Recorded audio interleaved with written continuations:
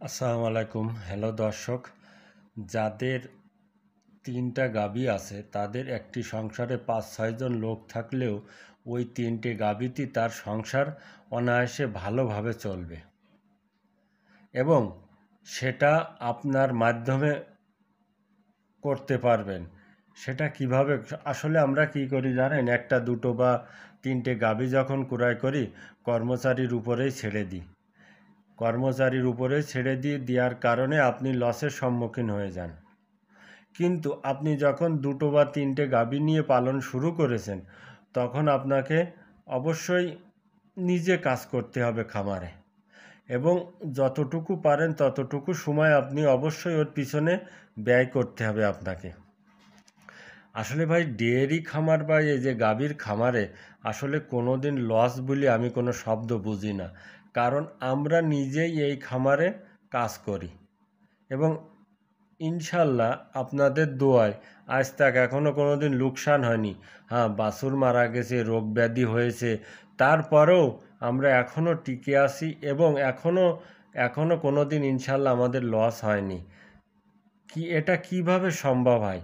এটা সম্ভব হয় নিজে সব কিছু দেখাশুনো করি, নিজে খামারে কাজ করি, নিজে দেখাশুনো করি এবং গাভীর প্রতি যত্ন করি। যেরকম একটি সন্তান যেভাবে লালন পালন করতে হয়, একটা গাভী বা একটা বাছুর ওইভাবে লালন পালন করে গড়ে তুলতে হয়।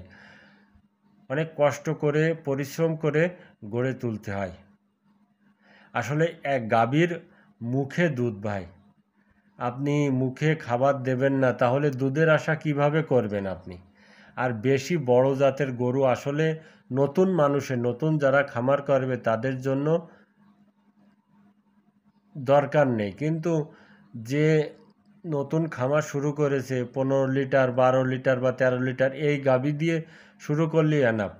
আপনার ৩টে গাভী আছে, ৩টে বাছুর হয়েছে, আপনার ধরেন আমি ধরলাম ১৫ লিটার করে দুধ হলেও ৩-১৫ ৪৫ লিটার। সব কিছু বাদ দিলাম, আপনার গাভীর খাবার খরচ, আপনার লেবার খরচ, তারপরে আপনার সংসারের খরচ, সবাই দুধের টাকা হয়ে যাবে।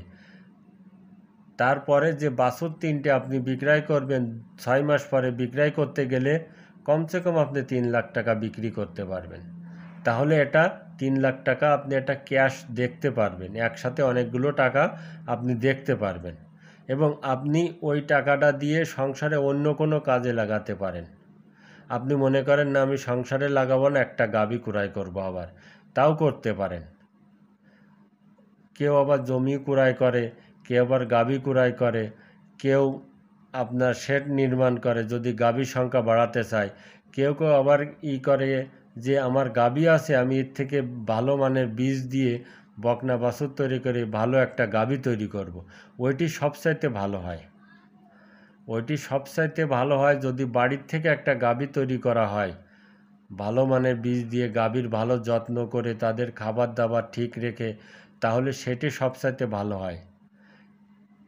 আপনি নিজে পরিচালনা করুন এবং নিজে খামারটা দেখাশুনো করুন, কাজও নিজে করুন। হ্যাঁ, আপনি যদি চাকরি করেন তাও আপনাকে ওই খামারে সকাল বিকেল আপনাকে দেখাশুনো করতে হবে এবং সকালে যাওয়ার সময় গরুর গায়ে হাত দিতে হবে প্রতিটা গরু, এবং সন্ধ্যের সময় আসার পর প্রতিটা গরু গায়ে হাত দিতে হবে এবং দেখতে হবে খেলো না কেন, বেশি খেলো কি কম খেলো, তারপরে তার কি জ্বর হয়েছে কি গা গরম, এসবগুলো সব নিজে তদারকি করতে হবে ভাই, খামার টিকে রাখতে হলে। আসলে ডেয়ারি খামারে কোনো লস হয় না, এটা আমি গ্যারান্টি দিয়ে বলতে পারি সব সময়। আর একটা কথা হলো যে গাভী যেটা হবে সেটাকে এমনভাবে তৈরি করতে হবে এবং তার খাবার যদি ঠিক না হয়, আপনার যে ধরেন ১৫ লিটার দুধ হয়, আপনি যদি ২ কেজি খাবার দেন, ৫ কেজি ঘাস দেন, তাহলে তার খাবার তো ঠিক হলো না। তার পর্যাপ্ত পরিমাণ ঘাস দিতে হবে, পর্যাপ্ত যে পরিমাণ দানাদার সেই পরিমাণ দানাদার দিতে হবে, খড় দিতে হবে, পানি খাওয়াতে হবে, সব কিছু ব্যালেন্স ঠিক রাখলে আপনার দুধ অবশ্যই হবে। গাভীর মুখে দুধ, এটি সবসময় মাথায় রাখবেন। কিন্তু আর একটা কথা হলো কি, দুধ আবার কারো নসিবও আছে। আপনি এই খামারে দেখলেন ১০ লিটার দুধ হয়, আপনার খামারে গেলি ৫ লিটার, নসিবেরও ব্যাপার আছে। তারপরও চেষ্টা যদি থাকে আপনার, তো ইনশাল্লাহ সেটাও সম্ভব। চেষ্টা, পরিশ্রম, ধৈর্য এটা যদি আপনার থাকে, তাহলে ডেয়ারি খামার করতে পারেন অনায়াসে, এবং সেটা কোনো লসের সম্মুখীন নেই, সেটা লাভ, সবসময় লাভের আশা করে রাখবেন। ডেয়ারি খামারে লস হয় না, লাভ হয়। আমার এই ভিডিও ভালো লাগলে অবশ্যই সাবস্ক্রাইব করে আমার পাশে থাকবেন। খোদা হাফেজ।